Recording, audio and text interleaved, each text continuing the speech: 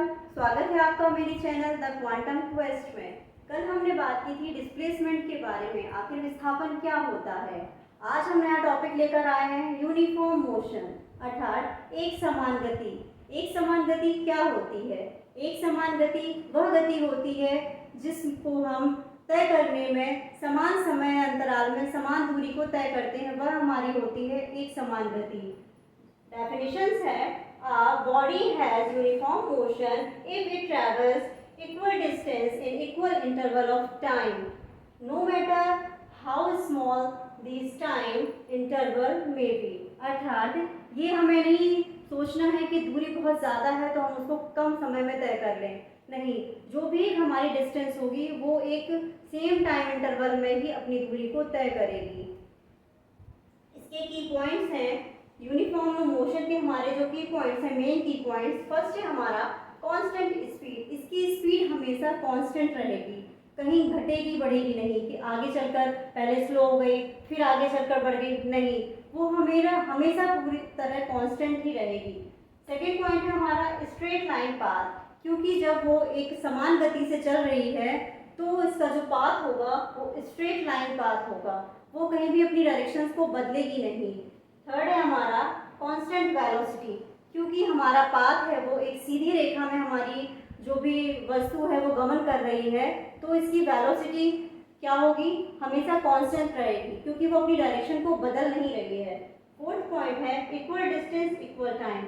जितनी भी दूरी होगी वो उतने ही समय अंतराल में अपनी दूरी को तय करेगा। जैसे कि फॉर एग्जाम्पल के लिए माने कि कोई बस या कार है, किसी राजमार्ग में चल रही है, वह 60 किलोमीटर पर आवर की गति से चल रही है, तो वो उसकी क्या हो गई? एक समान गति हो गई कि 60 किलोमीटर उसको एक आवर में कंप्लीट अपना करना ही है। 60 किलोमीटर और 1 आवर 60 मिनट्स में अपना वो दूरी तय करेगी। नेक्स्ट है हमारा जीरो एक्सीलरेशन। जीरो एक्सीलरेशन मतलब शून्य त्वरण, क्योंकि हमारा वेग है जो वो कांस्टेंट है, जो हमारी वेलोसिटी है वो कांस्टेंट है। जब वेलोसिटी हमारी कांस्टेंट होगी तो उसका त्वरण शून्य ही होगा, क्योंकि त्वरण क्या होता है? वेग में परिवर्तन की दर होती है, वो है हमारा त्वरण। तो हमारा एक्सीलरेशन है वो शून्य हो जाएगा।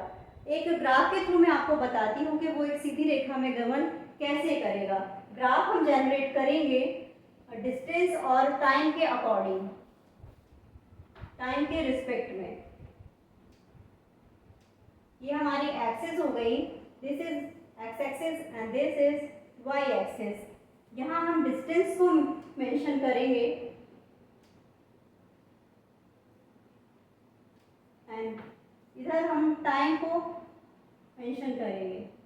तो डिस्टेंस और टाइम के अकॉर्डिंग, क्योंकि हमारा जो पाथ है वो एक सीधी रेखा में एक समान गति से चल रहा है। समान गति से चलना मतलब जितनी दूरी उतना समय। तो जब हम इसको जनरेट करेंगे तो ये हमारा एक जो ग्राफ आएगा वो एक सीधी सरल रेखा आएगा।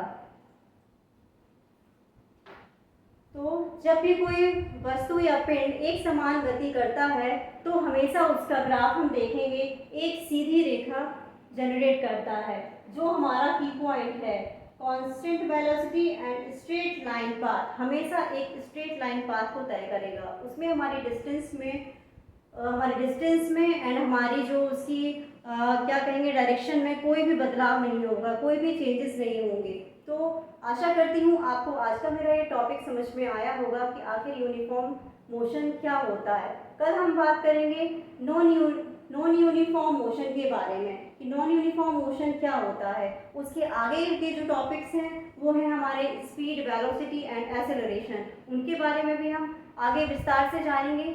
आज का मेरा टॉपिक आपको कैसा लगा, समझाने का तरीका मेरा कैसा लगा, ये मुझे कमेंट करके ज़रूर बताएं। आपके कमेंट मुझे और प्रोत्साहित करेंगे और अच्छा करने में। तो आज के लिए धन्यवाद। कल फिर मिलते हैं नए टॉपिक के साथ। नमस्कार।